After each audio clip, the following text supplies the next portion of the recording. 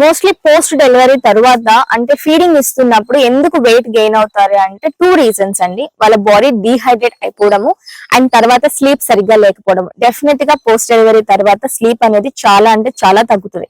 So దీని వల్ల main reasons. And తర్వాత ఈస్ట్రోజన్ అండ్ ప్రొజెస్ట్రాన్ వచ్చేసరికి ఈ హార్మోన్స్ డిక్రీజ్ అయిపోతుంది అండ్ ప్రోలాక్టిన్ హార్మోన్ అనేది ఇంక్రీజ్ అవుతుంది. సో ఇప్పుడు ఆ ప్రోలాక్టిన్ హార్మోన్ అనేది తల్లి యొక్క పాలు రావడానికి అంటే బ్రెస్ట్ లో పాలు ఫామ్ అవ్వడానికి హెల్ప్ అయ్యే హార్మోనే ప్రోలాక్టిన్ హార్మోన్.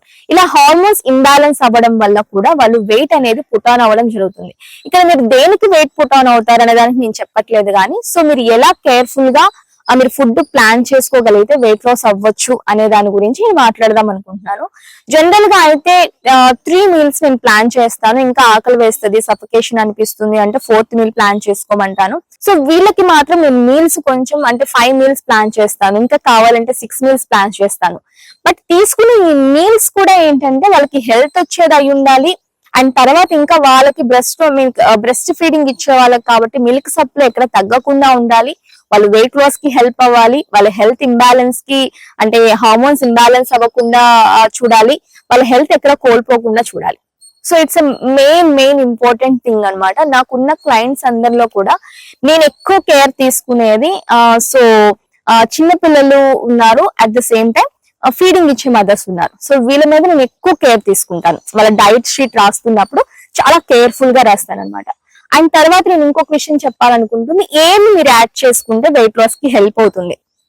బ్రేక్ఫాస్ట్ లో వచ్చేసరికి రాగి ఉండేలాగా చూసుకోండి, హెల్దీ సీడ్స్ ఉండేలాగా చూసుకోండి, బాదం ఉండేలాగా చూసుకోండి, వాల్నట్స్ ఉండేలాగా చూసుకోండి బ్రేక్ఫాస్ట్ లో. అంటే మీరు కంప్లీట్ గా proteins and omega-3 and fibre కనుక మీరు బ్రేక్ఫాస్ట్ లో ఇవ్వగలిగితే ఇట్స్ మోర్ బెనిఫిట్. సో మీకు కావాల్సిన క్యాలరీస్ వెళ్తాయి, at the same time protein వెళ్తుంది. సో ఎక్కడా కూడా మీకు ఇంబ్యాలెన్స్ అనిపించదు అనమాట. సో ఫుడ్ ఇంబ్యాలెన్స్ అనిపించదు, న్యూట్రియంట్స్ కూడా ఇంబ్యాలెన్స్ అనిపించదు.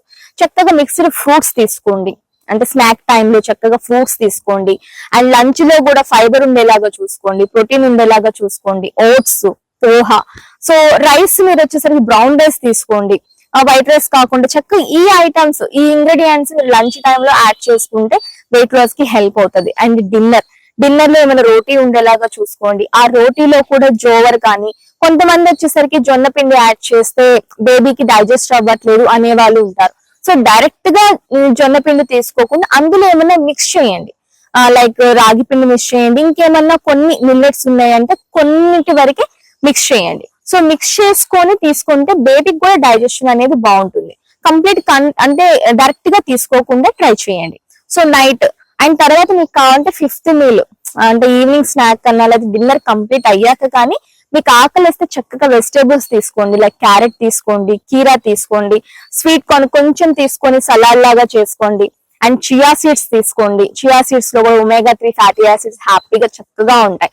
సో హ్యాపీగా మీరు చియా సీడ్స్ తీసుకోండి.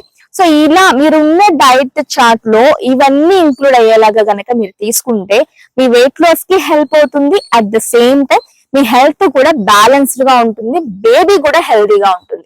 ఒక్కటి చెప్తానండి, ఏది ఎప్పుడు తీసుకోవాలి, ఏ కాంబినేషన్ తో తీసుకోవాలి అనేది ఇంపార్టెంట్.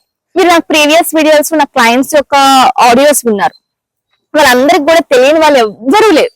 Everybody knows. మీరు వినే వాళ్ళకు కూడా మీకు చాలా మందికి తెలుసు ఏవి ఇంక్లూడ్ చేసుకోవాలి, ఏవి ఇంక్లూడ్ చేసుకోకూడదు, ఏవి బ్రేక్ఫాస్ట్ లో తీసుకుంటే మంచిది, ఏవి లంచ్ లో తీసుకుంటే మంచిది, ఎప్పుడు డిన్నర్ కంప్లీట్ చేయాలని ప్రతి ఒక్కరికి అందరికీ తెలుసు. బట్ వై ఎందుకు వాళ్ళు రిజల్ట్ తీసుకోలేకపోతున్నారు? And more thing combination important.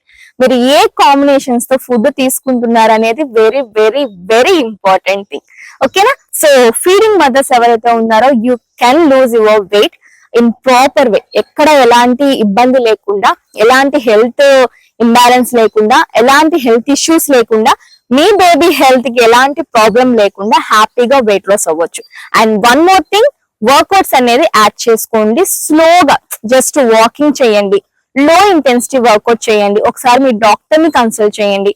చాలా మంది గైనకాలజిస్టులు కానీ చాలా స్టడీస్ చెప్తుంది ఏంటి అంటే పోస్ట్ ప్రెగ్నెన్సీ పోస్ట్ డెలివరీ తర్వాత ఒక 6 weeks ఇస్ ఎనఫ్ అనమాట రెస్ట్. కానీ లేదు ఇంకా ఒక 10 weeks తీసుకోండి. 10 weeks తర్వాత మీ వర్కౌట్ మీరు బాడీకి ఇవ్వచ్చు.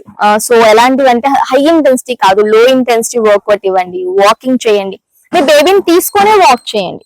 సో కొంచెం అవుట్డోర్ రావడమో లేకపోతే ఇండోర్ లోనే బేబీతో వాక్ చేయడమో ఇలాంటివి ప్లాన్ చేసుకుంటే లైఫ్ స్టైల్ చేంజెస్ కనుక ఉంటే డెఫినెట్లీ మీరు వెయిట్ లాస్ అవ్వచ్చు ఇన్ హెల్దీ వే.